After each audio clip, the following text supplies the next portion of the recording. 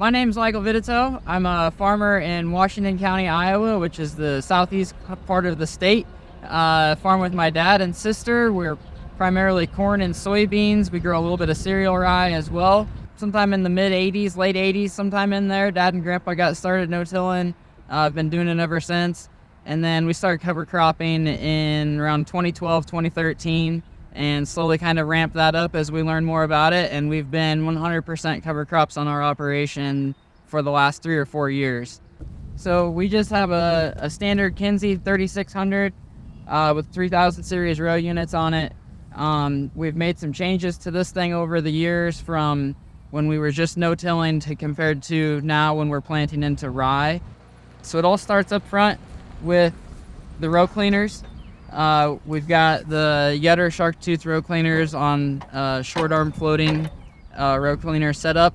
And what we're trying to do with that is just manage whatever residue we have in the row that we're planting. So whether it's corn stalks or soybean stubble or cover crop, green cover crop, it could be last year's cover crop, it could be a number of different things.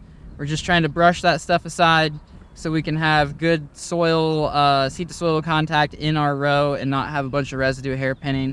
But we like these row cleaners because we're able to adjust uplift or down pressure with the clean sweep air cylinders depending on what conditions we're planting into.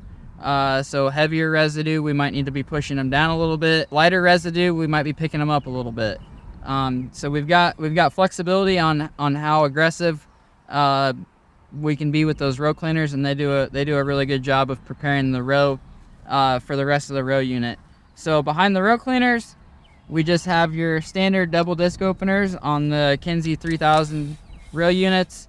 So nothing super fancy, just double disc with standard gauge wheels on the side.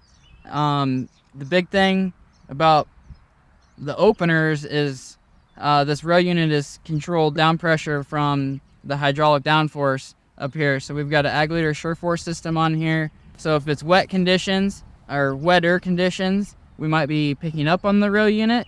And that'll be happening in order to avoid having sidewall compaction from the openers and the gauge wheels. So we're just trying to, if it's wet, we're just trying to barely ride that row unit across the field and slip the seed in there and get it closed up. If it's drier, it might take a lot more down pressure to get the row unit to go in the ground. So we've got the ability to fine tune that from the cab on the go. It'll change depending on what conditions we have in the field. That's been a big deal for us as far as being able to consistently plant the crops in a number of different conditions.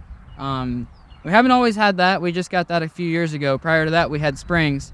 So we were pretty much just running minimal down pressure on the springs all the time to avoid sidewall compaction. Coming to the back of the row unit, we've got our closing wheels. So we just have the standard closing wheel tail, but we did switch the closing wheels out to these Copperhead furrow cruisers. We also have some Yetter twisters on a couple rows. Both closing wheels work really good. Previously we had Martin Spades, the full spike closing wheels on there, and we had to run them and float all the time because anytime you put any down pressure on them, they just buried themselves and started popping the seeds up out of the furrow, especially in damper conditions. So we've had really good luck with these closing wheels.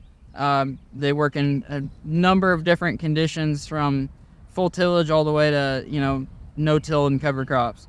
We also put fertilizer on with the planter. We have 2 different liquid systems. The first system is the in-furrow. We've got a Keaton seed firmer in here that's plumbed up to put liquid on in the seed furrow. We put like compost extract and some other things in the furrow with the seed.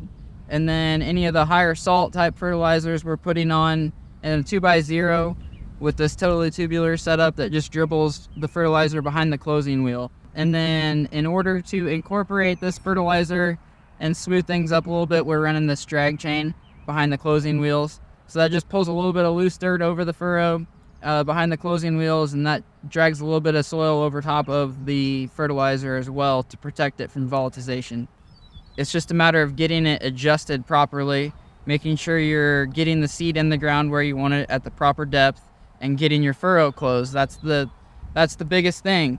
get out and dig because it's gonna be different conditions from what you're used to.